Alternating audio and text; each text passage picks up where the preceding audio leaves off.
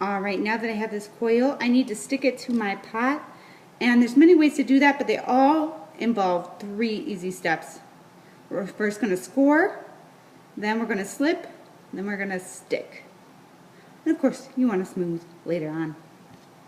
So first step, we're going to score. And scoring basically just means that you're roughing up your clay. So you're going to take a knife or a paper clip or something with an edge, like a fork, and just make some cuts into your clay. Some nice hash marks, if you will. I'm going to do this on both of my clay pieces. So I did it on my pot, just here, and now I'm doing it on my coil. So I've got scores all over my coil now. I've got scores all over my pot. I could just stick this together, but you know what? That wouldn't necessarily adhere. So we're going to use some slip. And what slip is liquidy clay. I have some in this cup. It's basically just clay that I've dropped into water. And now I'm painting that water onto both surfaces, onto my pinch pot.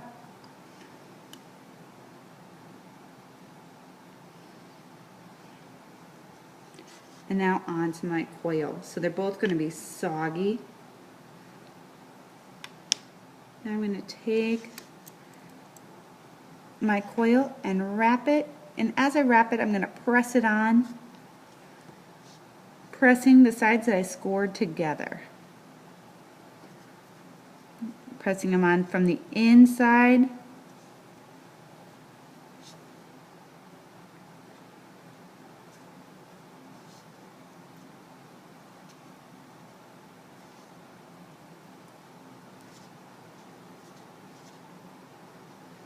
I'm going to smooth on the outside too. Don't worry if it's not perfectly smooth. We can always do that when we get to detailing later. But you do want to smooth some. Making sure that there's no major issues on here. Remember, for your coil bowl, you'll want to do at least 3 layers high. You could do more than that. Or you can do just at least 3 coils. So one other thing you might do with the coil is you might score it and slip it just as we've done before. But rather than making a closed coil like we did, where we're just adhering it to it, we might instead choose to roll that coil up like a little snail or bun, adhering it to itself, rubbing it smooth, and then building a spiral wall like that by scoring and slipping it onto our existing coil.